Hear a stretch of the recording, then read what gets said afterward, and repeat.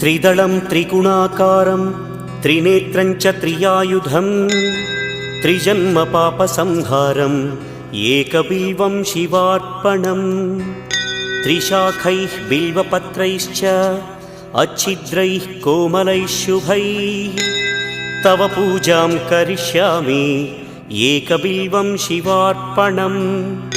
कोटिकन्या महादानं तिलपर्वतकोटयः